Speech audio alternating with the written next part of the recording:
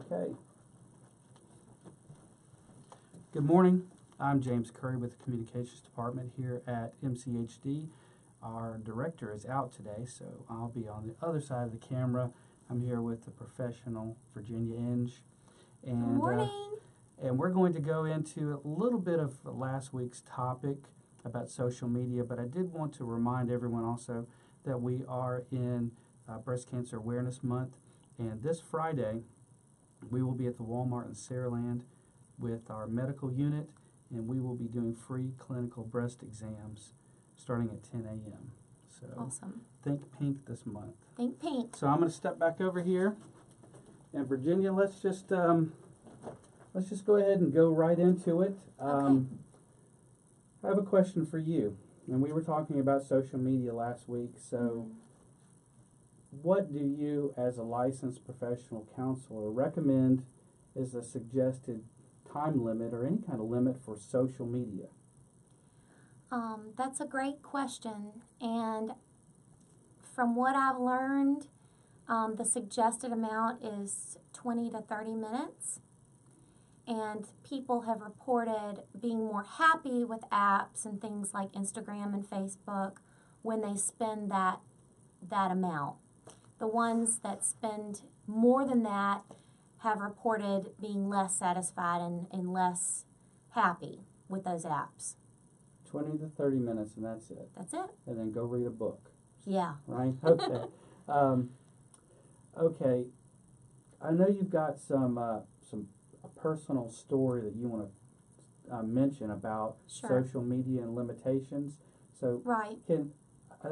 you told me before we went live here, and I think that story is really relevant, and it would hit home for a lot of people. Can you tell me that? I can. And, last week we talked a lot about the research. And as much as research is important, sometimes it can be more telling with personal experience and insight as a counselor. Because I'm not a researcher, I'm a counselor. So I wanted to share a story of an adolescent came in with his mother, and she shared that she was very concerned because this boy had always been bright and smart, and now he was not communicating at all at school. He was not turning in his homework. He was also missing school on purpose. He just wouldn't go to school. And she didn't understand what was going on. Nobody could figure it out. And so she brought him here. And as James, we're family health. We have several different urgent care. So she brought him here, and she shared that with the physician who referred him to behavioral health. So I, outlined the limits of confidentiality and spent time with the boy individually. And the boy basically just shared with me why he was not going to school. And that was because he was so preoccupied with the game that he was doing that he wasn't doing his homework, and then he would be anxious and embarrassed not to turn in his homework. In learning more and asking about the anxiety and the inability to communicate with classmates and teacher and the mom, when this anxiety began, he shared that it actually began in elementary school, the summer going into, a grade. So, and I do have to be careful to not do any identifying information. But so basically, he had his mother's iPad, and he found a game on it just through YouTube. This game was very violent, with fighting monsters and hiding from the family. And he ended up identifying with the character in the game and spent all of his time pretty much that summer on this iPad. Come school year, the mother had all these complaints that now her son was not responding in class. He was withdrawing from everyone. And that's when she realized that the boy had been engaged in this unmonitored video gaming all summer long. And so it truly has an impact It's not just the research. I've not seen it with just one boy. I've seen it with multiple boys, especially. That unmonitored video gaming is real. It can really promote a lot of dysfunction. Not only being withdrawn and having a lack of social skills, but panic attacks, depression, anxiety. And it was amazing. This boy truly was open to my psychoeducation on the harm of video gaming. And I asked him, if your mom could have done anything different, what would it be? Because this mom was such a sweet mom and everything. And he said she could have set limits on electronics. So it was amazing. Wow. And the boy told you that. The boy told me that. That was his admission. Wow. Yes. Okay, we had some other questions that came in, and let's give you a scenario. Okay, so same situation, you got a child playing a video game, and the parents are aware that this video game is occupying their time. Right. And the parents are trying to speak to the child about the limits, and the child is having nothing to do with that. Very obstinate. What if the teen is just very resistant? What can a parent do and say, help to reinforce what you were just mentioning about limits? Yeah. Again, the teen is still under your roof. I've said this a lot.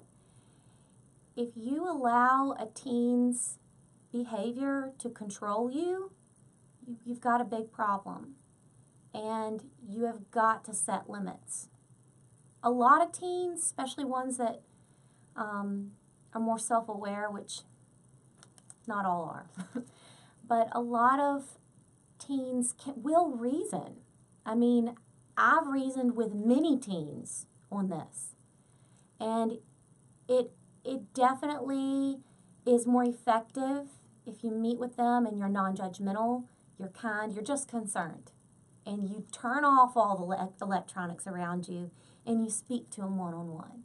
And you connect it to, look, this is your teen, as the teen, our job is to prepare you for adulthood. And we want you to be a thriving adult. And if you don't have balance in your life and you're spending all this excess time on video gaming, you're going to suffer. You're not going to do good, okay? We're already at 8 minutes, so we'll speed it up. Now, for the past few weeks, you've mentioned adolescent brains. They're still under development. Just because they think they're little adults, they're still growing and they're learning. So can you kind of wrap up here and just tell everyone that's watching just a little bit more about the vulnerability of the brain, in relation to for children and adolescents? Yeah. For children and adolescents, the brain is more vulnerable. You may have heard of adverse childhood experiences. What they found was children who experienced trauma as a child then had so many health problems and chronic illnesses as an adult. With that said, the brain is very vulnerable. It is essentially vulnerable up until 25, when the frontal lobe is formed. It develops from the back to the front, and I speak to that a little bit in last week's video.